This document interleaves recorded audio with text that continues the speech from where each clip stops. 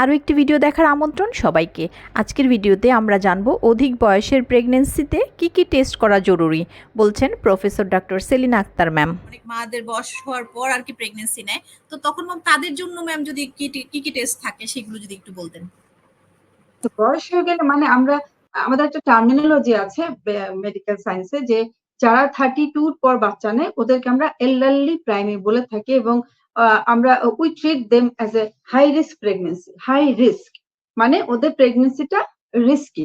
তো সে সমস্ত ক্ষেত্রে আমরা অবশ্যই বলবো যে বাচ্চা নেওয়ার আগেই একটা টেস্ট করে ফেলা, ফুল বডি চেক আপটা করে ফেলা। সেই চেক আপের মধ্যে ব্লাড গ্রুপিং থাকতে পারে, তারপরে হেমোগ্লোবিন ইলেকট্রোফোরেসিস, তার থ্যালাসেমিয়ার কোনো ট্রেট আছে কিনা, ব্লাড সুগার, তারপরে হরমোনাল কোনো প্রবলেম আছে কিনা, থাইরয়েডের প্রবলেম আছে কিনা, প্রোল্যাকটিন বেশি কিনা, তারপরে ডায়াবেটিস আছে কিনা, হাইপারটেনশন আছে কিনা, তারপরে অন্য কোনো সমস্যা, যেমন অনেকের আরো অ্যালার্জিক প্রবলেম থাকতে পারে, স্কিন ডিজিজ থাকতে পারে। তো এই সমস্ত জিনিসগুলো আমরা সেটা দেখে নিতে বলি। হয় কি অনেক সময় কিছু ডিজিজ থাকে বোঝা যায় না, যখনই প্রেগনেন্ট হয় তখনই কিন্তু সেই ডিজিজটা ফ্লেয়ার আপ করে চলে আসে। তো বেস্ট হচ্ছে যে যারা বেশি বয়সে বাচ্চা নিচ্ছে তাদের উচিত বাচ্চা না প্ল্যান করার আগেই ডক্টরের কাছে আসা এবং এসে থরো একটা চেক আপ করা। চেক আপ করার পরে রিপোর্টে যদি কোনো সমস্যা পাওয়া যায় অবশ্যই সেই সমস্যার সমাধান করে তারপরে প্রেগনেন্সি প্ল্যান করতে হবে। সমস্যা সহ প্রেগনেন্সিতে গেলে কিন্তু হবে না।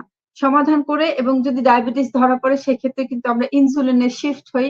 ইনসুলিনের শিফট হলে ব্লাড সুগার যখন পুরোপুরি কন্ট্রোলে আসে তখন আমরা তাকে প্রেগনেন্সি নিতে বলি। থাইরয়েডের প্রবলেম থাকলেও থাইরয়েডের মেডিসিন খেয়ে থাইরয়েডের লেভেলটাকে নর্মালাইজ করে তারপর তাদেরকে প্রেগনেন্সি নিতে বলি। এবং অবশ্যই এই 32 ইয়ার্স এর পরে যারা বাচ্চা নিচ্ছেন তাদের জন্য স্পেশাল যে টেস্ট গুলা আমি আমার আগের প্রশ্নের উত্তরে যে বললাম সেই টেস্ট গুলা কিন্তু করলে ভালো হয়। ডাক্তার যদি আপনাকে নাও বলে আপনি নিজে অ্যাপ্রোচ করতে পারেন যে যেহেতু বেশি বয়সে বাচ্চা নিচ্ছি আমার যদি কোনো টেস্ট লাগে সেটা আপনি আমাকে দিতে পারেন। আর অনেক সময় হয় কি আমরা আমাদের দেশের সোশিও ইকোনমিক্যাল কন্ডিশনে যেটা আমরা দেখি যে আমাদের তো আসলে হসপিটালে ইন্স্যুরেন্স কাভারেজ থাকে না। অনেক সময় টাকা পয়সার প্রবলেম থাকে, ইন্স্যুরেন্স কাভারেজ থাকে না। আবার সরকারি হসপিটাল গুলাতে বেশি দামি যে টেস্ট গুলা সেগুলো অনেক সময় র্যান্ডমলি করাও হয় না, যাদের দরকার শুধু তাদেরকে দেওয়া হয়, ইচ্ছা মতো করা যায় না।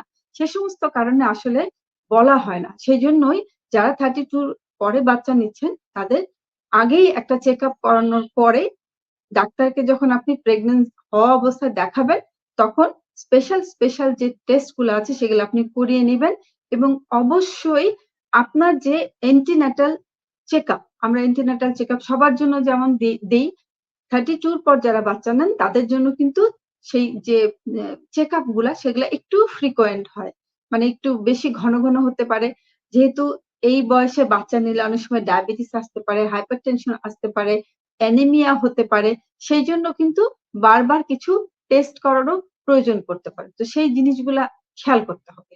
ধন্যবাদ।